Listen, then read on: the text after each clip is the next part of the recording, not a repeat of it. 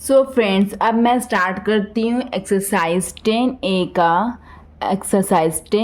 का question number 4। Okay बच्चों, तो यहाँ पर क्वेश्चन नंबर 4 में क्या लिखा हुआ है? लिखा हुआ है कि Manjeet bought an iron safe for ₹5,580 and paid ₹120 for its transportation. ठीक है, तो यहाँ पे क्या करता है, मंजीत एक आयरन सेफ खरीदता है, उसके वो इतने रुपए का प्राइस रहता है, आयरन सेफ का कॉस्ट प्राइस।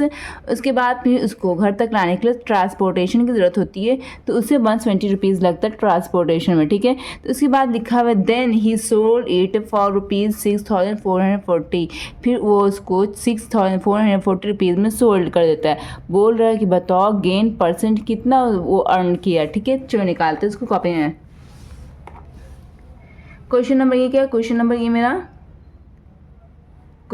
मेरा 4। ठीक है, 10A का एक्सरसाइज 10A का क्वेश्चन नंबर 4 है। ठीक है, तो यहाँ पे क्या किया मंजीत, सबसे पहले यहाँ पर सीपी में क्या ज़रूरत पड़ता है?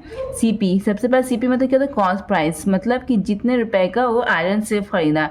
तो आयरन सेफ का प्राइस कितना था बुक में? आयरन सेफ का प्राइस था 5,540, यही था ना आयरन सेफ का प्राइस बुक में। उसके बाद फिर क्या करता, उसको ट्रांसपोर्ट में उसको खर्च होता है ना, कि आयरन सेफ को फिर वो ट्रांसपोर्ट करके उसको फिर घर तक जब लाता है या कहीं भी उसे पहुंचाता है, तो उसे ट्रांसपोर्टेशन में जो उसका यूज़ होता है पैसा, वो भी सीपी ही में जाता है। ठीक है, सीपी ही में वो इंक्लूड होता है। तो ट्रांसपोर्टेशन में कितना रुपीज़ लगा था उसका? 170 लगा था। ये सीपी में ही ऐड होगा, कॉस्ट प्राइस में ऐड होता है। तो ये चीज़ आप अपने माइंड में रखना आप लोग। ठीक है, फिर यहाँ पे नेक्स्ट क्या कर, तो ये इसका सम कितना हो जाएगा बताइए? 0 7 8 7 कितना हो जाएगा? 15 15 का 1 बज गया, 5 6 1 7 हो गया, और ये 5। ठीक है, इतना रुपीज़ हो गया, सीपी इतना रुपीज़ हो गया। ठीक है, तो एसपी यहाँ पे कितना था, वो सोल्ड से पे कितने रुपए में कर दिया?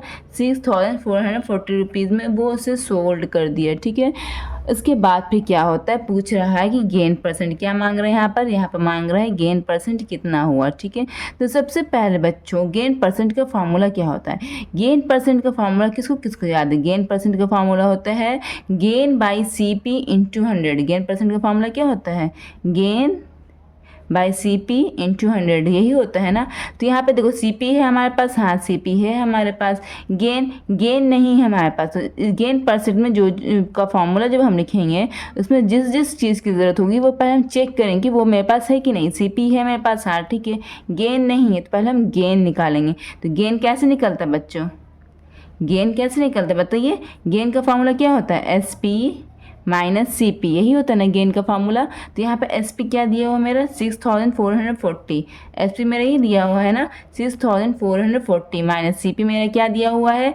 5,750, यही दिया हुआ है सी पी मेरा। ठीक है, तो यहाँ पर मेरा गेन कितना निकल गया बच्चों? यहाँ पर मेरा गेन निकल गया 0 में से 0 गया 0, 14 में से 5 गया 9, फिर ये 3 हो गया। ठीक है, 13 में से 7 गया, कितना बचा? 6 हो गया ना। तो ये मेरा 690 जो मेरा हो गया है, ये मेरा गेन आ गया है। मेरा क्या ये आ गया है बच्चों? ये मेरा गेन आ गया। ठीक है, तो हम गेन परसेंट निकालेंगे। गेन परसेंट निकालते हैं।